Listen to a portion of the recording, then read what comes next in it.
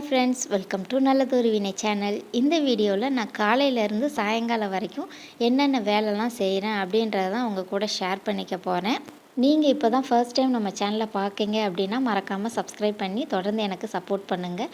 இந்த வீடியோ புதன்கிழமை காலையில் எடுக்க ஆரம்பித்தேன். பாப்பா தூங்கிட்டு தான் இருக்கா.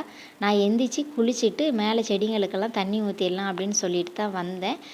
ஒரு சின்ன ரோஸுமே பூத்துருந்தது. இந்த செடியில் பார்த்திங்கன்னா நல்லா பெருசு பெருசாக ரோஸ் பூக்கும். இப்போ அடிக்கிற வெயிலுக்கு இந்த மாதிரி பூக்கிறதே பெரிய விஷயந்தான்.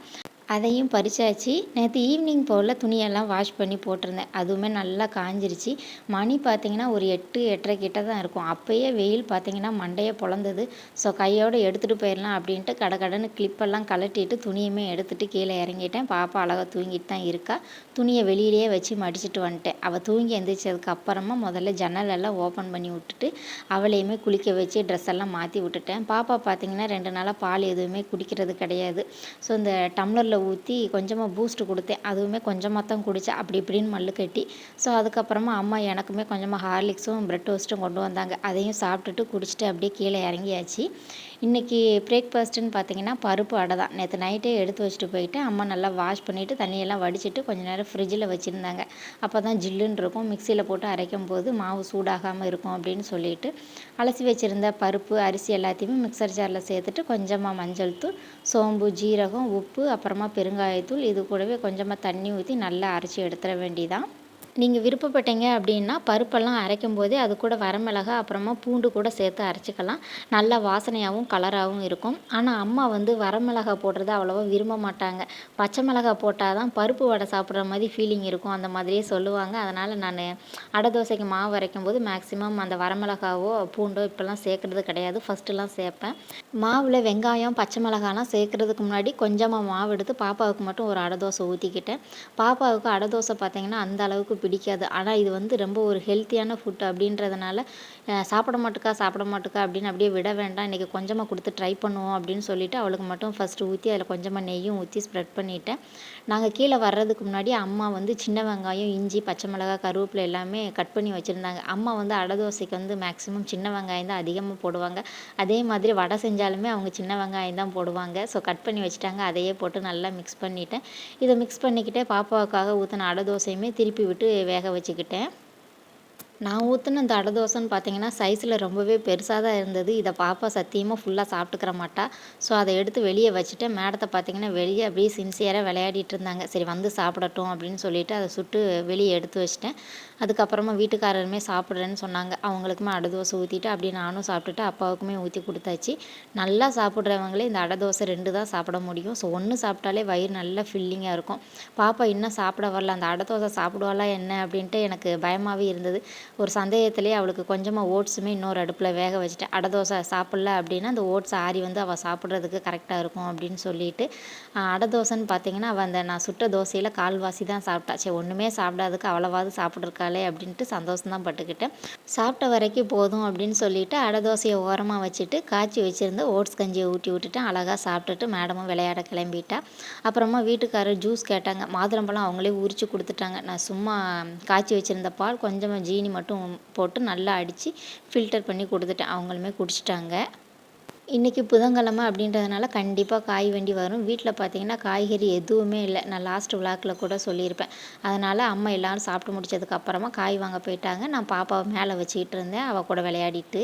மதியம் லஞ்சுக்கு நேற்று வாங்கின காளான் இருந்தது. அதை வச்சு காளான் பிரியாணி பண்ணிடலாம் அப்படின்னு தான் நான் பிளான் பண்ணியிருந்தேன். ஆனால் அம்மா காய் வாங்கிட்டு வரவே மணி 12:30 கிட்ட ஆயிடுச்சு. வந்ததுமே அவங்க அரிசியை கழுவி ஒலை வச்சுட்டு தான் மேலே வந்தாங்க. நம்ம பிரியாணி பண்ணணும்னு நினச்சோம். அம்மா அரிசியை கழுவி ஒலைய வச்சிட்டாங்களே அப்படின்னு நினச்சிக்கிட்டே கீழே வந்தேன். கீழே லைட் மாட்டுறதுக்காக அண்ணன் வந்திருந்தாங்க. ஸோ இன்னொரு அடுப்பில் பாலை காய வச்சு அவங்களுக்கு காஃபி போட்டு கொடுத்துட்டு அப்புறமா சுடுதண்ணி வச்சு அம்மாவுக்கும் பாட்டிக்குமே சத்துமாவும் ஹார்லிக்ஸும் கலக்கி எடுத்து வச்சுட்டேன். ஏற்கனவே இருந்த லைட்டு ரிப்பேர் ஆயிடுச்சு. அதனால் புதுசாக லைட் வாங்க போயிருந்தாங்க. அதுக்குள்ளே அம்மா வாங்கிட்டு வந்த காய்கறியெல்லாம் எடுத்து வச்சிடலாம் அப்படின்னு சொல்லிட்டு கடகடன்னு எல்லா காய்கறியும் தனித்தனியாக பிரித்து வச்சு பிளாஸ்டிக் கவரில் போட்டு கட்டி ஒரு ஆரஞ்சு கலர் ட்ரேயில் வச்சு ஃப்ரிட்ஜில் எடுத்து வச்சுட்டேன். இந்த மாதிரி காய்கறியெல்லாம் ஒன்று ஒன்றா எடுக்கும்போது தான் அடியில் பாவக்காய் கிடந்தது. அதை பார்த்து பார்த்ததுமே பிரியாணி சாப்பிட்ணும் அப்படின்ற ஆசையே போயிடுச்சு. ஏன்னா பாவக்காய் எனக்கு அவ்வளோ பிடிக்கும். சாம்பாரோடு சாப்பிடும்போது அவ்வளோ டேஸ்ட்டாக இருக்கும். வெறும் சாதத்தோடய பிசைஞ்சு சாப்பிடவே எனக்கு ரொம்ப பிடிக்கும். ஸோ அதை பார்த்ததுமே பிரியாணி ஆசை போயிடுச்சு. அப்படியே அதை ஓரமாக வச்சுட்டு அதுக்கப்புறமா கடகடன்னு எல்லாத்தையுமே எடுத்து ஓரம் கட்டிட்டேன். ஏன்னா அவங்க வரக்குள்ளே எல்லாத்தையும் எடுத்து வச்சிடணும், இங்கே வச்சு தான் வேலை பார்ப்பாங்க அப்படின்னு சொல்லிட்டு. நான் எப்பயுமே சுடு தண்ணி வச்சுட்டு ஹார்லிக்ஸும் சத்துமாவும் கலக்கிட்டு அதே சுடு தண்ணியில் ரசத்துக்குமே ஊற வச்சுருவேன். ரசத்துக்கு ஊற வைக்கணும் அப்படின்ட்டு தான் நான் சுடு தண்ணியே வச்சேன். ஆனால் என்ன ஞாபகத்தில் எனக்கு வேலை பார்த்தேனே தெரில, அப்படியே சுடு தண்ணியே வச்சுட்டு வந்துட்டேன். சுடு தண்ணி ஆறியே போயிடுச்சு. பரவாயில்ல அப்படின்ட்டு ரசத்துக்கு தேவையான பொருட்கள்லாம் அந்த தண்ணியில் மறுபடியும் போட்டு அதை ஊற வச்சுட்டேன். சைடில் பார்த்தீங்கன்னா சாதம் அது பாட்டு வெந்துட்டுருக்கு. பாப்பாவுக்கு ஒரு முட்டையை வேக வச்சிடலாம் அப்படின்ட்டு முட்டையை கழுவி இன்னொரு அடுப்பில் வேக வச்சுட்டேன். சாதம் வெந்துருச்சா வேகலையா அப்படின்னு செக் பண்ணிவிட்டு மறுபடியும் அடுப்புலேயே வச்சுட்டேன். ஸோ இன்றைக்கி அம்மா ஃப்ரெஷ்ஷாக முள்ளங்கி எல்லாம் வாங்கிட்டு வந்திருந்தாங்க. டைம் வேறு ஆயிடுச்சு, வேறு ஏதாவது குழம்பு வைக்க டைம் ஆகும் அப்படின்னு சொல்லிட்டு என்னோடய ஈஸியான முள்ளங்கி ஒன்பாட் சாம்பார் தான் செஞ்சேன். ஸோ துவரம் பருப்பை கழுவி குக்கரில் சேர்த்துட்டு அதில் கட் பண்ணி வச்சுருக்கிற முள்ளங்கி, பச்சை மிளகாய், அப்புறமா சின்ன வெங்காயம்லாம் அம்மா ஈவினிங் டைமில் ஃப்ரீயாக இருக்கும்போது இந்த மாதிரி உரித்து டப்பாவில் போட்டு வச்சுருவாங்க. ஒரு 2 நாளைக்கு யூஸ் பண்ணிக்கிடுவேன். டக்குன்னு சாம்பார் வைக்கணும் அப்படின்ட்டு இது ரொம்பவே ஹெல்ப்ஃபுல்லாக இருக்கும். ஸோ அந்த வெங்காயம் குட்டி குட்டியாக எடுத்து நல்லா வாஷ் பண்ணி அந்த குக்கரில் சேர்த்துட்டு ஒரு பெரிய சைஸில் தக்காளி அந்த கெட்டியான பகுதியை மட்டும் கட் பண்ணி ரிமூவ் பண்ணிவிட்டு அந்த தக்காளியுமே சேர்த்தாச்சு. இது கூட 1 ஸ்பூன் அளவுக்கு சாம்பார் பொடி, பெருங்காய பொடி, மஞ்சள் பொடி, அப்புறமா கொஞ்சமாக ஜீரகம், வெந்தயம், தேவையான அளவு உப்பு, நல்லா இதெல்லாம் மூழ்கிற அளவு தண்ணியை சேர்த்து ஒரு தடவை நல்லா மிக்ஸ் பண்ணிவிட்டு குக்கரை மூடி அடுப்பு லோ டு மீடியம் ஃப்ளேமில் வச்சு ஒரு 4லேருந்து 5 விசில் விட்டு எடுத்தோம் அப்படின்னா சூப்பரான சாம்பார் ரெடி ஆயிரும். காய்கறி போடாமல் எம்டியாகவுமே செய்யலாம். ஸோ வீட்டில் காய்கறியெல்லாம் இருக்கும்போது ஏன் சும்மா செய்யணும், அதை காலியாக்கணும் அப்படின்னு சொல்லிட்டு நான் இந்த மாதிரி முள்ளங்கி, சவுச்சவுலாம் கிடக்கும்போது இந்த மாதிரி சிம்பிளாக சாம்பார் செஞ்சுருவேன். இந்த டைம் வாங்கின அரிசின்னு பார்த்தீங்கன்னா சட்டுனே வெந்து வரமாட்டுக்கு. எவ்வளோ நேரம் அடுப்பில் வச்சாலும் அது பாட்டுக்கு வெந்துக்கிட்டே தான் இருக்குது. குழஞ்சி வரும் பார்த்தீங்களா, அந்த மாதிரி வரவே மாட்டுக்கு. அதனால் நம்மளாக பார்த்து செக் பண்ணி வடித்தா தான் உண்டு, இல்லைன்னா அது பாட்டுக்கு வெந்துக்கிட்டே தான் இருக்கும். ஸோ ஒரு அடுப்பில் சாதம் வெந்துட்டுருக்கு, இன்னொரு அடுப்பில் குக்கரை வச்சுட்டேன் பருப்பு வேகட்டும் அப்படின்னு சொல்லிட்டு. அதுக்கு இடையில பாவக்காயுமே நல்லா வாஷ் பண்ணிவிட்டு இந்த மாதிரி அருவாமனையில் கட் பண்ணி எடுத்துக்கிட்டேன். முடிஞ்ச வரையிலையும் அந்த கொஞ்சம் பெரிய சைஸில் விதை இருக்கும் இல்லையா, அதெல்லாம் ரிமூவ் பண்ணிவிட்டு தான் குட்டி குட்டியாக கட் பண்ணி வச்சுக்கிட்டேன். பாவக்காவை எனக்கு கத்தியில் கட் பண்ணுறத விட இந்த மாதிரி அருவாமனையை வச்சு கட் பண்ணுறது தான் ஈஸியாக இருக்கிற மாதிரி தெரியும். அதான் மெல்லிசாக இருக்கிற மாதிரியும் இருக்கும். நம்ம கத்தியால் கட் பண்ணும்போது சம்டைம்ஸ் அந்த விதையெல்லாம் டிஸ்டர்ப் பண்ணுற மாதிரி இருக்கும். அருவாமனை அப்படின்னா ஈஸியாக இருக்கும். அதனால் நான் எப்போ பாவக்காய் கட் பண்ணாலும் அருவாமனையில் தான் கட் பண்ணுவேன். கீழே ஒரு சொலகு வச்சுக்கிருவேன். அந்த விதையெல்லாம் எடுத்து போட்டுட்டு அது ஈஸியாக க்ளீன் பண்ணிடலாம் அப்படின்னு சொல்லிட்டு சொலகில் உள்ள அந்த விதையெல்லாம் எடுத்து குப்பை தொட்டியில் போட்டுட்டு பாவக்காவுமே எடுத்து வச்சுட்டேன். ஸோ இங்கே பருப்புமே ஒரு 4 விசில் வந்து சூப்பராக ரெடியாகி வந்துருச்சு. சும்மா ஜஸ்ட்டு குழிக்கரண்டியை வச்சு மட்டும் நல்லா மிக்ஸ் பண்ணிவிட்டு நிறைய மல்லி இலை போட்டு நல்லா மிக்ஸ் பண்ணியாச்சு. எனக்கு சாம்பாரில் நிறைய மல்லி இலை போட்டாலே ரொம்ப பிடிக்கும். அது ஒரு நல்ல வாசனையாக இருக்கும். ஸோ நல்லா மிக்ஸ் பண்ணியாச்சு. அடுத்ததாக தாளிப்பு கொடுக்கணும், பாவக்காய் பொரியல் பண்ணணும். டைம் வேறு ஆயிடுச்சு, 1:30 கிட்ட ஆயிடுச்சு. கடன்னு சமையலை முடிக்கணும். பாப்பா வேறு காலைல கொஞ்சம் தான் பால் குடிச்சு அவளுக்கு சாப்பாடு கொடுக்கணும் அப்படின்ட்டு 2 அடுப்புலுமே 2 கடாய் வச்சுட்டேன். ஒரு கடாயில் பாவக்காய் பொரியலுக்காக எண்ணெய் ஊற்றி வெங்காயம், பச்சை மிளகாய் சேர்த்துட்டேன். இன்னொரு அடுப்பில் சாம்பாருக்கு தாளிப்பு கொடுக்கலாம் அப்படின்னு சொல்லிட்டு அந்த கடாயில் எண்ணெய் ஊற்றிட்டு கடுகு சேர்த்து பொரிஞ்சதுக்கப்புறமா வெங்காயம் சேர்த்துட்டு அதுவுமே முருகி வந்ததுக்கப்புறமா கொஞ்சமாக கருவேப்பிலையை சேர்த்து நல்லா மிக்ஸ் பண்ணிவிட்டு சாம்பாரில் தாளித்து ஊற்றிட வேண்டியதான். இந்த சைடு கடாயில் குட்டி குட்டியாக கட் பண்ணி வச்சுருந்தேன் இல்லையா பாவக்காய், அதையுமே வெங்காயம் வதங்கி வந்ததுக்கப்புறமா கடாயில் சேர்த்து நல்லா கலந்து விட்டுற வேண்டியதான். ஸோ அடுப்பை கொஞ்சம் நேரம் ஹை ஃப்ளேம்லேயே வச்சு கலந்து கொடுத்துட்டு அதுக்கப்புறமா லோ ஃப்ளேமில் மாற்றி சூப்பராக வேக வச்சு இறக்கிற வேண்டியதான். பாவக்காய் வந்து பெரிய சைஸில் இருக்கிறத விட இந்த மாதிரி குட்டி குட்டியாக இருக்கிற பாவக்காய் எனக்கு ரொம்ப பிடிக்கும். ஸோ சாம்பாரை தாளிச்சிட்டு அதே கடாயில் கொஞ்சமாக ரசத்துக்கு மிக்ஸ் பண்ணி வச்சுருந்தேன் இல்லையா, அதையுமே தாளிச்சிட்டேன். அது நல்லா முறக்கூடி வரட்டும் அப்படின்னு சொல்லிட்டு.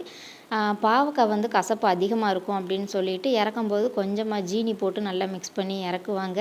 ஸோ ஜீனி போட்டு அப்படி அந்த பொரியல் சாப்பிட்றது அவ்வளோ ஒன்றும் ஹெல்த்தி இல்லை. ஸோ அதனால் ரொம்ப கசக்கு அப்படின்னு நீங்கள் ஃபீல் பண்ணீங்க அப்படின்னா இதில் 2 முட்டையை உடச்சி ஊற்றிட்டு நல்லா மிக்ஸ் பண்ணிட்டீங்க அப்படின்னா அந்த கசப்புலாம் அப்படியே கம்மியாயிரும். அப்படி இல்லைன்னா எக்ஸ்ட்ரா கொஞ்சம் உப்பும் எக்ஸ்ட்ரா கொஞ்சம் ஆயிலும் சேர்த்து நல்லா வதக்கிட்டீங்க அப்படின்னாலுமே கசப்பு அவ்வளோவா தெரியாது. ஸோ எனக்கு கொஞ்சமாக ஆயில் தேவைப்பட்டது. கொஞ்சமாக ஊற்றிட்டு அதையுமே நல்லா மிக்ஸ் பண்ணிவிட்டு அடுப்பு லோ ஃப்ளேமில் வச்சுட்டு லோ ஃப்ளேம்லேயே வச்சு வதக்கும்போது அந்த கசப்பு தன்மையெல்லாம் அப்படியே பறந்து போயிடும். அதுக்கு இடையில காலையில் விளக்கி வச்சுருந்த பாத்திரம் இருந்தது, அதெல்லாம் நல்லா காஞ்சிச்சு. அதெல்லாம் எடுத்து வச்சிடலாம் அப்படின்ட்டு அதை தான் எடுத்து வச்சுட்டு இருந்தேன். பாத்திரம் விளக்குறதும் அதை எடுத்து வைக்கிறதும் தான் பெரிய வேலையாக இருக்கும். சம்டைம்ஸ் பார்த்தீங்கன்னா இன்றைக்கி சமைக்க வேண்டாம் வெளியில் வாங்கிக்கலாம் அப்படின்னு சொல்லுவாங்க. அப்பாட வேலை மிச்சம் அப்படின்னு நினப்போம். வீட்டில் எதுவுமே சமைச்சிருக்க மாட்டோம். ஆனால் அன்னைக்கும் பார்த்தீங்கன்னாலுமே சிங்க் நிறைய பாத்திரம் கிடந்துக்கிட்டே தான் இருக்கும். அது எப்படி வரும் எங்கேருந்து வரும்னே தெரியாது. ஆனால் நம்ம விளக்கிட்டே தான் இருக்கணும். ஸோ பாவக்காவுமே அடுப்பு லோ ஃப்ளேம்லேயே வச்சு அப்பப்போ கலந்து கொடுத்து அதையுமே நல்லா வேக வச்சு எடுத்தாச்சு. பாவக்காயை சாப்பிட்டு பார்க்கும்போது கசப்பு எதுவும் தெரியல. ஆனால் உப்பு மட்டும் கொஞ்சம் கம்மியாக இருக்கிற மாதிரி தெரிஞ்சது. அதனால் லைட்டாக உப்பு சேர்த்து நல்லா கலந்து விட்டுட்டேன். பாப்பா பார்த்தீங்கன்னா விளையாடிட்டு தான் இருந்தா. ஸோ அவளுக்கு முட்டையை உரித்து சாப்பாடை ஃபஸ்ட்டு கொடுத்துடலாம் அப்படின்னு சொல்லிட்டு ஒரு முட்டையை உரித்து பாப்பாவுக்கு சாம்பார் ஊற்றி அதில் கொஞ்சமாக நெய் ஊற்றி நல்லா மிக்ஸ் பண்ணி ஊட்டி விட்டுட்டேன். பாப்பா சாப்பிடும்போது அவள் வாயில் கடுகோ ஜீரகமோ வெந்தயமோ எதுவுமே தட்டுப்பட்டுறக்கூடாது. உடனே அப்படியே துப்பிடுவா. அதனால் எல்லாத்தையுமே பிறக்கி வச்சுட்டு தான் அவளுக்கு ஊட்டுறது. 2-3 வாய் மிச்சம் வச்சுட்டு அதை நானே சாப்பிட்டுட்டு அதுக்கப்புறமா கொஞ்சம் நேரம் விளையாட விட்டுட்டு நல்ல தொட்டிலில் போட்டு ஆட்டு தூங்கவுமே வச்சுட்டேன். மணி பார்த்திங்கன்னா ஒரு 3 கிட்ட ஆயிடுச்சு. நான் சமையலெல்லாம் முடிச்சுட்டு மேலே வரும்போது சிங்கில் கடந்த பாத்திரத்தெல்லாம் விளக்காம தான் வந்திருந்தேன்.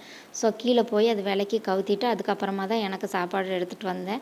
நான் மேக்ஸிமம் இந்த மாதிரி பொரியல் ஏதாவது பண்ணுறேன் அப்படின்னா அம்மா ஃபைனலாக அதில் கொஞ்சமாக மஞ்சத்தூளை போட்டு மிக்ஸ் பண்ணி வச்சுருவாங்க. பாவக்காலெல்லாம் மஞ்சப்பொடி போட்டால் கசக்கிற மாதிரி இருக்கும். அதனால் எனக்கு பிடிக்கவே பிடிக்காது.